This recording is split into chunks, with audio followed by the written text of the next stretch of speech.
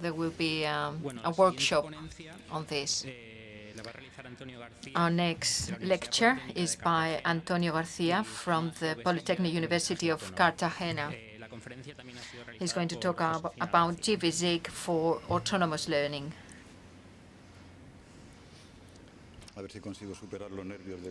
I'm a bit nervous. All right. Good afternoon.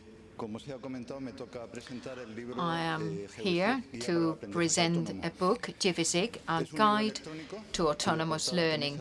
It is an electronic book. You can see the cover on the screen. I am one of the three authors, Antonio, but we also had a few collaborators and contributors. You can see them on the list, including gvSIG Association.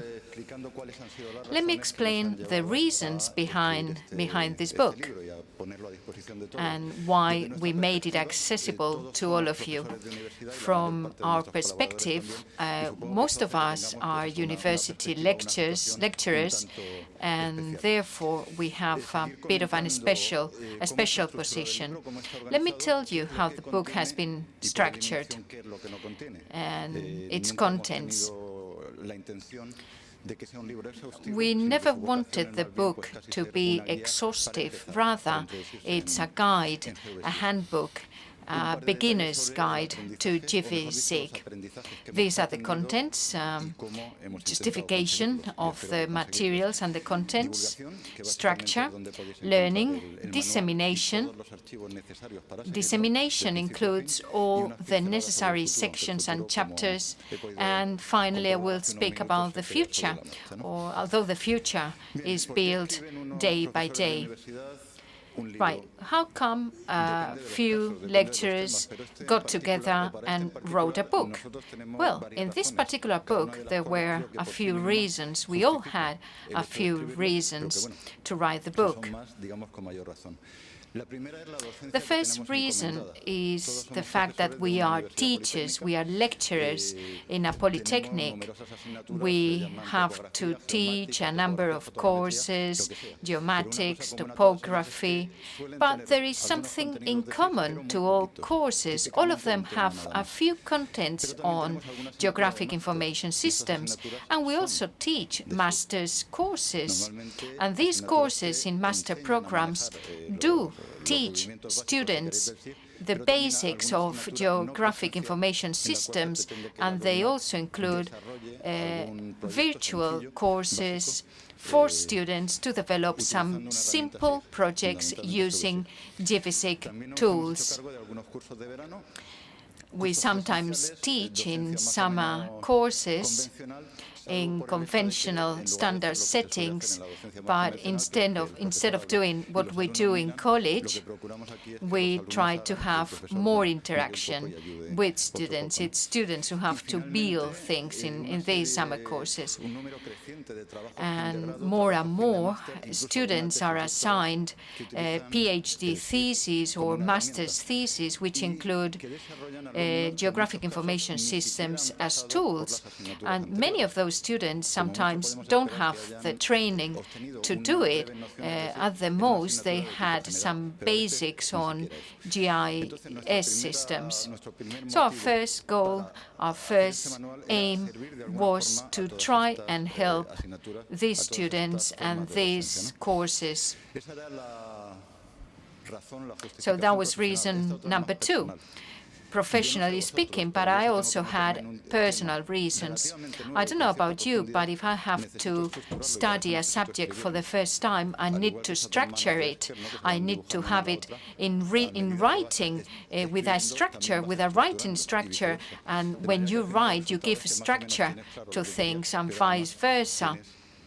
It's very useful, an exercise to write things down. And reason number 3, in fact, it was a very important reason. A year ago, In the previous conference of gvSIG, the authors had the first contact with the project from a philosophical point of view, if you want, and we committed ourselves to doing something, to contributing something to gvSIG project. So here we go. This is our little contribution to gvSIG, a book, a guide. Why did we choose gvSIG as a tool? Well, the explanation is on the book in chapter number 1. The structure.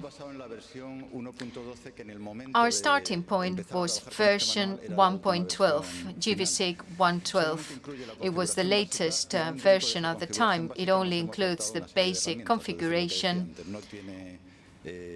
We dedicated 9 chapters, plus the literature, plus the applications. The book is obviously not complete, but we did our best in putting together pieces of information. And as I said, we included a literature list and the applications. Right, chapter number 1. GIS systems are explained in detail. The association gvSIG is explained, and we advise readers to find gvSIG and install it.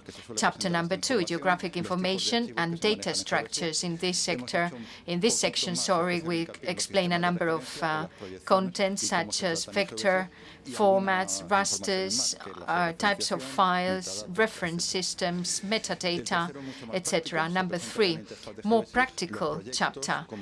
Interface, projects, how you work with projects, different files used by gvSIG, views, tables, maps, and layers. Number 4, it's about what you can do on gvSIG without altering data. Explanations are given on browsing tools, layer viewing, symbology and how symbology can be changed, and distances and areas. In chapter number 5, students are taught to change layers, to introduce new layers, to create them, to import and export data, hyperlinks, and field calculator. Number 6, vector analysis, all geo processes included in version 1.12. Number 7, raster analysis.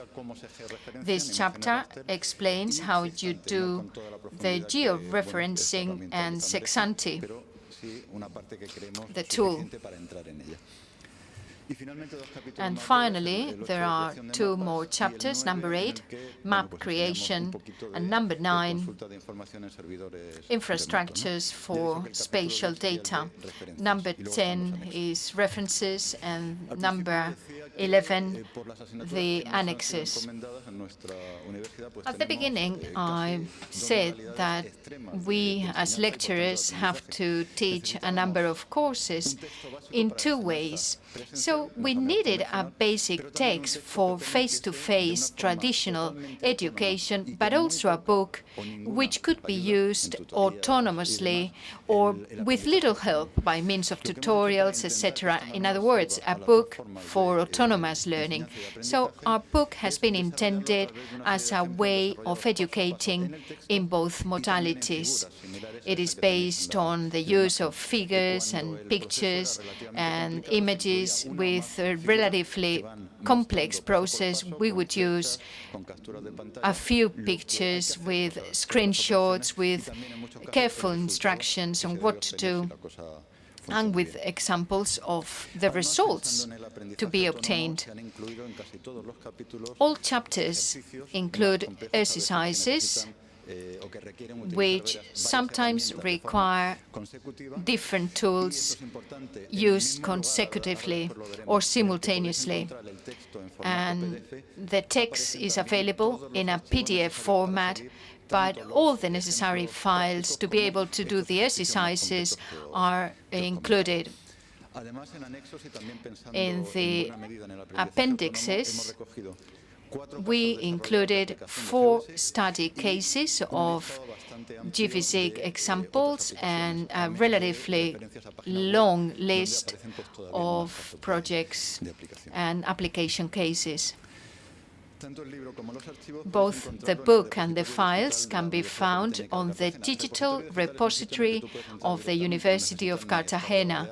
You can enter the repository straight away. You don't need a username, nothing. You just click on the link and you gain access to this page, which you see here, with 4 folders with the zip files and the manual. You don't need to write it down. Just by Googling with the name of the guide, you will find a couple or more than 10 references with the link. You will also find a link to gvSIG Association. They were very kind to include our book reference. The book has been downloaded quite a lot so far, so we're very happy. And that's it. Yeah, no, the future. What about the future? Well, first of all, we plan on updating the book onto the new gvSIG version. Once it is fully operational, I suppose this will be at the beginning of the year, next year. We want to develop the manual further by including additional exercises on the university's website. And so students can actually download it, not as a book or a handbook, but as the whole course, the whole university course.